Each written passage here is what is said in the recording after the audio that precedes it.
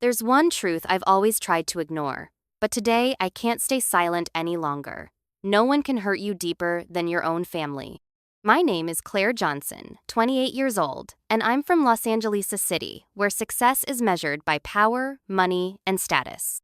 But behind the bright lights of this city, I've learned that family can be the greatest source of both love and pain. I'm the second daughter in the Johnson family, a family built on legacy and high expectations. My father is the founder of Johnson Enterprises, a well-known financial powerhouse, and my mother has always been the one who holds everything together. From the outside, we're the picture of success. But behind closed doors, things are far from perfect. Sophie, my older sister, was always the one, the golden child, beautiful, brilliant, and always the center of attention. She was the one who got all the praise, all the love, and all the opportunities. And me? I was the one left in the shadows, working hard but never getting the recognition I deserved. It didn't matter what I did, how much I achieved. Sophie was the perfect daughter, the one who could do no wrong. And Ewell, I was the other daughter, the one who was expected to just be there, supporting, always second to her. No matter how hard I worked, no matter how many sleepless nights I spent trying to prove myself, my achievements were always overshadowed by Sophie's effortless success. But that was before the day I found out everything. The day I realized how far my family would go to protect Sophie, even if it meant completely disregarding me. It happened one evening at a family dinner, a moment that changed everything for me. We were gathered around the table, as we often did. The air was warm with the scent of home-cooked food. The sound of light chatter filled the room, and for a moment, everything felt normal. And then, my mother made an announcement that felt like a knife to my chest. "Claire, Sophie will be taking over Johnson Enterprises," she said, her voice calm and certain. "She's the one who can handle the company's future." I froze. It was as if the words didn't make sense. I tried to breathe, but the air seemed to leave my lungs. The shock hit me like a wave crashing over me, and I barely managed to hold back the tears that were threatening to spill. Everything I had done, all the years I'd spent working alongside my father, and yet, it meant nothing. Sophie, with her perfect smile, was the one they had always planned to take the reins, not me. Never me. My heart shattered in that moment. I couldn't speak. I didn't even know what to say. It wasn't just about the company. It was about the years of feeling invisible. It was about the constant comparisons to Sophie. It was about knowing that no matter how much I loved this family, no matter how much I gave, it would never be enough. Sophie was always going to be the chosen one. That night, I couldn't sleep. The weight of what my mother had said, the way she casually dismissed my worth, kept me awake. I couldn't shake the feeling of being left behind. But as the hours passed, something changed within me. I was no longer the girl who accepted being in the background. I was done being invisible. I wasn't going to sit idly by and let Sophie, once again, take everything from me. I had a plan. I was going to show them that I could build something on my own, something bigger than they ever expected. The next morning, I began researching opportunities outside of the family business. I knew I needed to prove to myself, to my family, that I was more than just a second choice. I started working on securing a major investment deal, something that could change the course of my life. But what I didn't expect was that in the process of taking control, I would uncover something far bigger, something that would shake the foundation of my entire family. The days following the dinner felt like I was walking through a fog. I kept replaying the moment over and over in my head, the shock in my father's eyes, the calmness in my mother's voice, and Sophie's smug smile, as if this was her destiny all along. But the more I thought about it, the more one thing became clear. I wasn't going to just accept this. I spent the next few weeks burying myself in work. At least in the office, I could focus on something else, something that didn't remind me of the emptiness I felt at home. But something inside me was changing. I wasn't just angry, I was determined. I had always been in Sophie's shadow, but now I realized I had to step into the light and take what was mine. They weren't going to give it to me. I had to take it. One evening, while going through some old family documents, I stumbled upon something strange. It was a folder tucked away in the back of one of the filing cabinets in my father's study. At first, it seemed like just another pile of irrelevant papers, but then I saw it a letter with my father's signature, but the writing inside didn't match his usual style. Curiosity piqued. I opened it. The letter was dated 5 years ago, and the content was shocking. A deal had been made behind my back. My father had signed over a significant portion of the company to an unknown group of investors, leaving Sophie with a substantial stake in the business, while I had been left out entirely. The more I read, the more I realized how deep the lies went. There were financial transactions, secret meetings, and deals that had been kept from me for years. But there was one line that made my blood run cold. Sophie is the rightful heir, and Claire must be kept out of the loop for the company's future. My heart was pounding in my chest. I was more than just overlooked. I was being actively erased from my own family's legacy. And the worst part? Sophie knew about it all. The anger I felt was all-consuming. But at the same time, I realized something. This was the opportunity I had been waiting for. If I was going to change my fate, this was my chance to turn the tables on them. I couldn't just expose this information. I had to use it to my advantage. I wasn't just going to be a bystander anymore. I called in David, a friend I had worked with in the past, and explained the situation.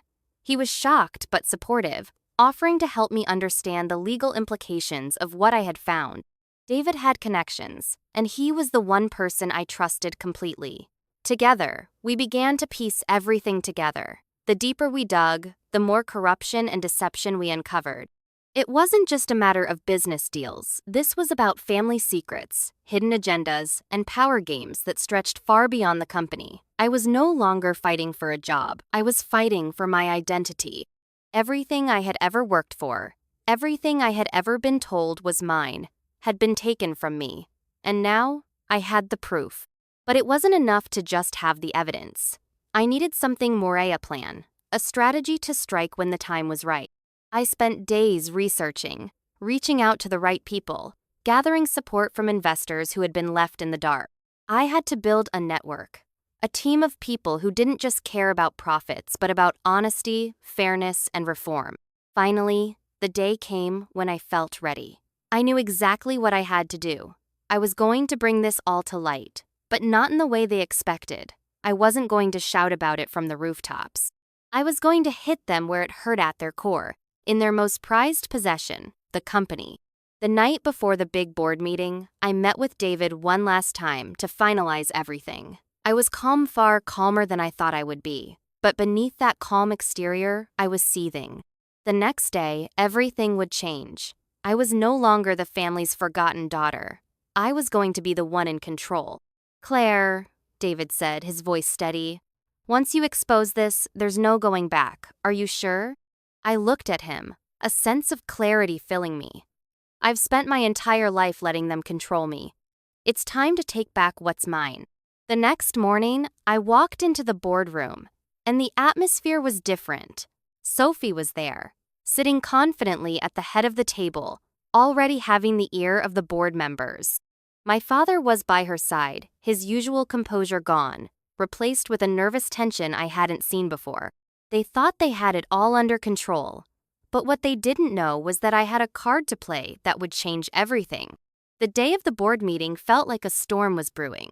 As I walked into the conference room, my heart raced, but my expression remained calm.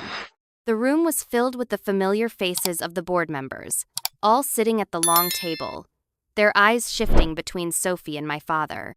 Sophie, with her charming smile, seemed to be holding court already, while my father sat rigidly beside her, his usual confidence replaced by a sense of tension I hadn't seen before. They thought they were in control. They thought the meeting would go as planned, with Sophie officially taking over. But what they didn't know was that I had already taken control. Today, everything would change. I could feel the energy in the room shift as I entered. The whispers and glances seemed to die down, and a silence settled in the air. I stood at the front of the room, taking a moment to glance at my father and Sophie. For once, they weren't the center of attention. I was. Claire, my father said, trying to mask the tension in his voice. Please, take a seat. We have a lot to discuss. I nodded, but I didn't sit. Instead, I took a step forward and began. Thank you, Dad. I know today's meeting is about the future of the company. But before we proceed, I need to address something important.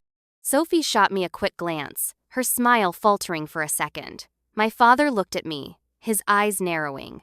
The air was thick with suspicion, but I could feel the power of this moment settling into me. I'm sure you're all aware of the recent developments and the decisions made regarding the future of this company. I continued, keeping my voice steady. But what none of you know is that there's something much bigger at play here. My father shifted uncomfortably in his seat. He knew exactly where I was going with this. Claire, I think, he started. But I raised my hand to stop him. No, Dad. It's time for the truth to come out, I said, calmly but firmly. For years, this family has been hiding a lot more than just company secrets. There have been illegal activities, hidden accounts, and deals made behind closed doors that you didn't even bother to share with me. I pulled out a stack of papers from my bag, and the room grew even quieter. The documents I had uncovered, the proof of corruption and betrayal, were now in my hands. I placed them on the table, one by one, letting the weight of the truth sink in. The room went completely silent. I looked at Sophie first, watching her face change from smug confidence to pure fear. She hadn't expected this. She thought she had the upper hand, but now she was just another player in a game she didn't understand. My father, on the other hand, looked at the papers with a frozen expression, his face pale as he realized what was happening. These documents, I continued, pointing to the pages, show exactly how money has been siphoned from the company into secret accounts. They show how deals were made to benefit a select few, leaving the rest of the company in the dark. And the worst part? You two were involved in it. This wasn't a mistake. It was a deliberate betrayal. The board members sat motionless, eyes wide, some of them glancing nervously at each other. I knew they were wondering how they would cover this up, but it was too late. I already had everything I needed. Sophie's voice finally broke through the silence, but her words were shaky, not confident like usual. Claire, you have to understand, this is not what you think. It's all just business. We were doing what we had to do to protect the company. I laughed, though it wasn't a pleasant sound. Protect the company? By stealing from it? By lying to everyone? My father stood up abruptly, his hands slamming down onto the table. Enough, Claire. You don't know what you're talking about. This is a family matter. No, Dad, this is a business matter. I interrupted, my voice rising slightly. And it's about time the truth came out. The company doesn't belong to you or Sophie. It belongs to everyone who's worked hard for it. I turned to the board members, their faces a mix of shock and unease. You all deserve to know the truth. And now, you will, because the real story is about to be told. The tension was unbearable, but I had no intention of backing down. This was my moment. The years of being overlooked, of being forced to stay silent, were over. I looked at my father, whose anger had now shifted into an uncomfortable realization. You've built this company, yes, but you've also destroyed everything it stands for. And now, the truth is going to save it, not you, not Sophie, and certainly not this mess you've created. I took a deep breath, and the weight of what I was about to do hit me. I was about to take down the very foundation of my family's empire. But I'm not here to destroy it, I'm here to rebuild it, and this time I'm doing it on my own terms. The aftermath of the meeting felt like the calm before a storm. The truth was out. The family's dirty secrets were now in the open, and the pieces were starting to fall into place. But nothing was ever simple, especially not when it came to family. After I exposed everything, I expected some pushback, but not the kind I was about to face. That evening, I sat in my office at Harper Enterprises, the lights of the city twinkling outside the window. My phone buzzed with notifications messages from board members, business partners, and a slew of reporters eager for a comment. The world was watching, but I couldn't focus on that right now. I had something more urgent to deal with. The knock on my office door was soft, almost hesitant. I didn't look up as I heard it open, but I knew who it was. Sophie. She stepped inside without waiting for permission. Her expression a mixture of anger and something else, fear. She closed the door behind her with a quiet click, her eyes locking onto mine. You think you've won, don't you? She said, her voice dripping with disdain. You think you can just take it all from me like that? I leaned back in my chair, folding my arms across my chest. Sophie, I didn't take anything. I just took back what was always mine. Her eyes narrowed, and for a moment, there was an uncomfortable silence between us. Sophie, the golden child, the one who always got everything she wanted, was now facing the consequences of her actions, and she didn't like it. She wasn't used to not having control. You're going to regret this, Claire, she spat. You have no idea what you've done. Do you think people are going to trust you now? They'll turn on you the second they realize how deep the corruption really goes. You've made enemies, and not just inside this company. I didn't flinch. It's not about trust, Sophie. It's about truth. People will follow whoever is going to fix this company, not someone who's been complicit in its destruction. Her face twisted with frustration. You're naive if you think you can just walk in here and change everything. You think the board is on your side now? They're not. They'll side with whoever has the most to lose. I stood up, stepping closer to her. I don't care about the board. I don't care about your little power games. What matters now is what's right. And what's right is that this company, this family, has been built on lies and manipulation. It ends with us. Sophie took a step back, but there was still a spark of defiance in her eyes. You think you can do this on your own? You think you can just take over the empire Dad built? You're not ready for this. I smiled, and for the first time, it felt genuine. I'm more than ready. Later that evening, I received a call from David, my trusted ally and business partner. He had been working tirelessly behind the scenes, organizing support from some of the company's key investors. It was time for the final blow. Claire, David said, his voice urgent. The board's meeting tomorrow, and it's going to be a full-on battle. But we've got enough backing to flip the vote. I just got word that the majority of the board is on your side. It's time to take your seat at the head of the table. I exhaled sharply. This is it. The next day was the meeting that would change everything. I arrived at Harper Enterprises early, my mind racing with strategies and contingencies. Sophie had already rallied her supporters within the board, and she had my father's full backing. But this time, I wasn't going to sit back and watch them take everything. This time, I was in control. When I entered the boardroom, the atmosphere was electric. Sophie was seated at the head of the table, her usual confident posture now tinged with something darker uncertainty. My father was at her side, but his usually sharp demeanor was soft, almost resigned. The board members were whispering amongst themselves, and for the first time, they didn't know what to expect. I walked to the table, my heels clicking against the floor. Sophie's eyes flickered toward me, but she didn't say a word. My father, however, couldn't hide the tension in his face. Claire, he said, his voice low, I didn't think it would come to this. I thought you were better than this, attacking your own family for some misguided sense of justice. I locked eyes with him. This isn't about justice for me, Dad. This is about doing what's right for the company. You've destroyed everything that made Harper Enterprises great.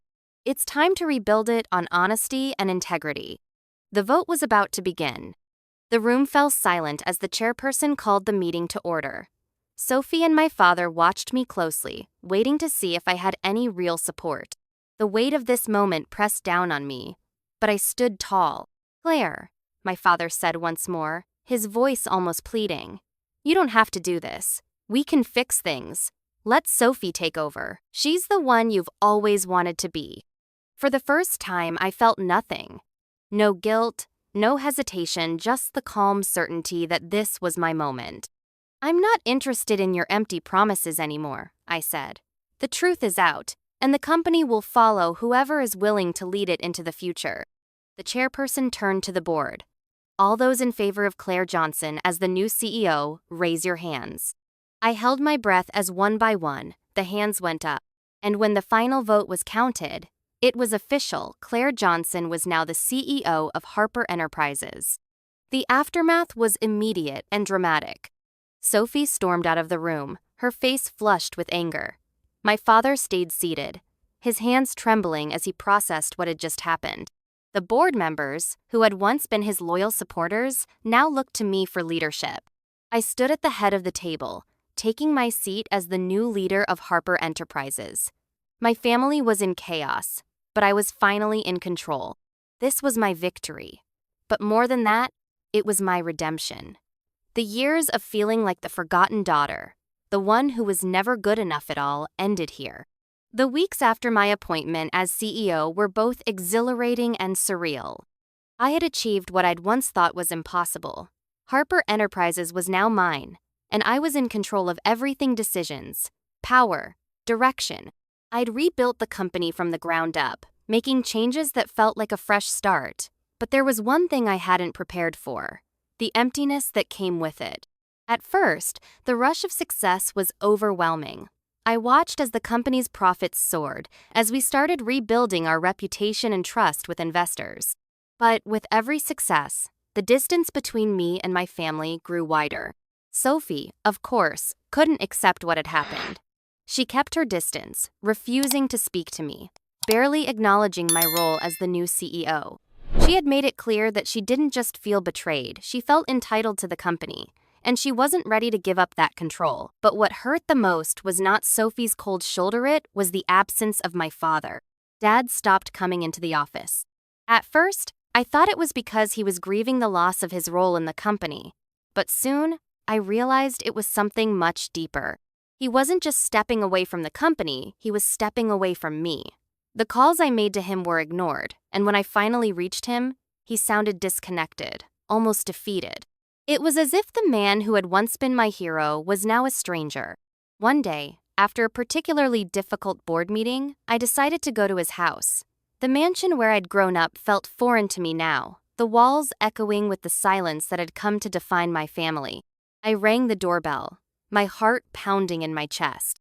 When he opened the door, he looked small. The tall, confident figure I remembered had shrunk into something unrecognizable. His hair was grayer than I remembered, his posture slumped. For a moment, I didn't know what to say. He didn't invite me in, but he didn't shut the door either. He just stood there, waiting for me to speak. "Dad," I began, my voice softer than I intended. "We need to talk." He sighed deeply and stepped back, allowing me to enter. We sat down in the living room, surrounded by memories of a life that felt like a lifetime ago. The house was quiet, but the tension between us was anything but. "I know you're angry with me," I started. "I know this has been hard for you, but this wasn't about taking something from you. It was about taking back what was always mine." He looked at me, his eyes filled with a sadness I hadn't seen before. "You think I don't know that, Claire," he said quietly. "You think I don't understand why you did what you did? I've watched you for years, trying to prove yourself. But you were never meant to be part of this world. You never understood how things work." The words hit me harder than I expected. They weren't just criticism, they were a betrayal of their own. My own father, the man who had always been my biggest supporter, was telling me I didn't belong, that I wasn't good enough. "Dad," I said, my voice shaking, "I did this for us, for the company. You were so consumed by your own pride, you couldn't see that everything was falling apart. You didn't see me. You never saw me." He fell silent. The man who had once taught me to be strong, to take charge of my destiny, was now offering me nothing but silence. I stood up, my hands trembling. "Maybe I wasn't meant to be part of your world," I said. "But this world is mine now, and I'll rebuild it on my own terms." With that, I left. But as I walked out the door, I felt the weight of a decision I hadn't truly understood until that moment. I had truly lost my family. Sophie's absence was no surprise. She'd always been a master of manipulation, and her pride wouldn't allow her to admit defeat. But what really shocked me was that my mother, the one person who had always been my anchor, had completely distanced herself from me. She never called, never came to visit. Our relationship, which had once been so close, felt like it had dissolved overnight. I was no longer her daughter. I was the one who tore the family apart. The days turned into weeks, and the loneliness grew heavier. I had everything I'd worked for: success, wealth, the company I had saved, but without family. It all felt hollow. I had won the battle, but in the process, I had lost everything I cared about. One evening, a call came in. I was in my office, reviewing new company projections when the phone rang. The name on the screen made my heart skip a beat. Mom. I hadn't heard from her in months, and part of me had convinced myself that she was lost to me forever. I answered the phone, my voice tentative. Mom? Claire, she said, her voice soft and unfamiliar. I'm sorry, I've made so many mistakes, but you were right about everything. I'm proud of you. I always have been, but I never said it. Her words didn't bring me the peace I had hoped for. They felt like an apology long overdue, one I didn't know how to accept anymore. The truth was, I didn't need her approval anymore. I had built my life without them, and maybe that was how it was supposed to be. But even in that moment, I realized I was still her daughter, and the desire for her love, her recognition, would never truly go away. Thank you, I said quietly, though I wasn't sure I meant it. And just like that, the storm seemed to pass. The company was thriving, the board trusted me, the investors were happy. But at what cost? I had everything, but I still found myself yearning for something that could never be fixed. The family I had once loved had become a ghost of its former self, and I was left to pick up the pieces alone. As I sat in my office late one night, the city lights flickering below, I couldn't help but think that maybe this was my destiny. To build, to succeed, and to let go of everything I had ever known. The Claire I had been was gone. The Claire I was now was stronger, but maybe a little more alone. The silence that followed my mother's call lasted for days. Though she had apologized, though her words had softened the sharpness of the distance between us, I couldn't shake the feeling that something fundamental had shifted in me. Claire Johnson wasn't the same person I was when I first walked into that boardroom, determined to make my mark. I had become someone else, someone who no longer needed approval. Not from my family, not from anyone. I had built Harper Enterprises back up from the brink of collapse, restored its reputation, and created a new future for the company. But the price I'd paid for that victory was heavy a broken relationship with the people I once loved most. My father, my sister, my mother, they were all gone from my life, at least in the way I once hoped they would be. The company was thriving. Profits soared. The board respected me. Investors were more than pleased. But inside, I felt a hollow ache that didn't quite match the success on paper. What had I really gained if the people I cared about were no longer by my side? I sat in my office, staring out the window at the bright lights of the city below. New York, a city that never slept, a city full of opportunity and promise. But for the first time in my life, it felt empty. I had everything I wanted, but I was still alone. A week later, I received a message. It was from Sophie. After months of silence, her name appeared on my phone screen. At first, I hesitated. Part of me wanted to ignore it, to keep holding on to the anger that had fueled me for so long. But then, I remembered something. She was still my sister, and despite everything, there was a part of me that still loved her, even if it had been buried deep under years of resentment and rivalry. I clicked the message and Sophie's words flashed across the screen.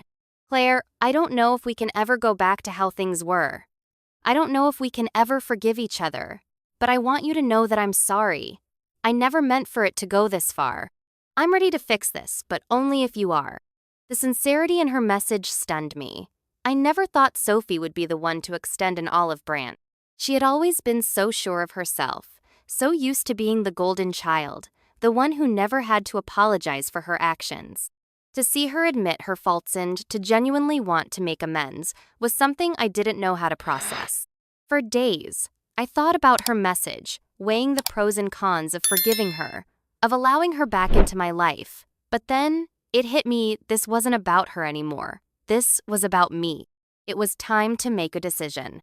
I could continue down this path, isolating myself from everyone who had ever hurt me, holding on to the grudge that had driven me for so long. But would that make me happy? Would it bring me peace? Or would I spend the rest of my life carrying around this weight, a weight that might never truly be lifted? I stood up from my desk, walked to the window, and gazed at the city lights once again. The decision wasn't just about forgiving my family, it was about forgiving myself for holding on to so much pain for so long. The truth was, I didn't need their approval to be happy. but I didn't need the weight of anger and resentment either. I dialed Sophie's number. Her voice, tentative and unsure, came through the phone. "Claire?"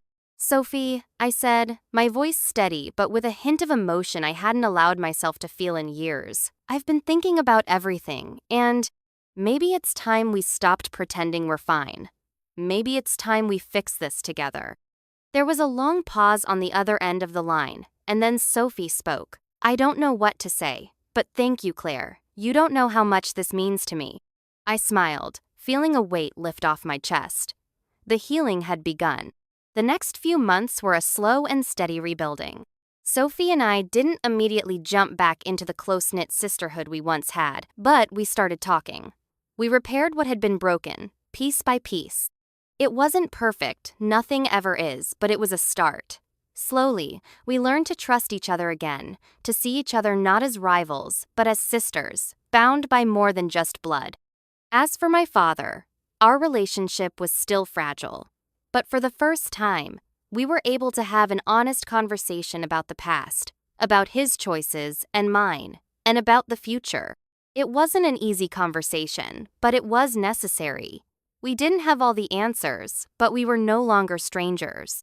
As for the company, Harper Enterprises continued to thrive.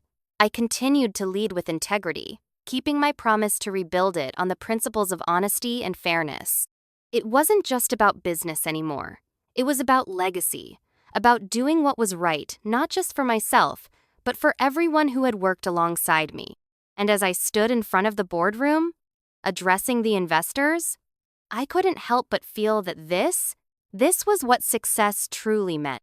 Not the money, not the power, but the ability to live in truth and build something meaningful that could last beyond just me. Thank you so much for joining me on this incredible journey through Claire's story. I hope her journey of struggle, empowerment, and eventual reconciliation resonated with you as much as it did with me.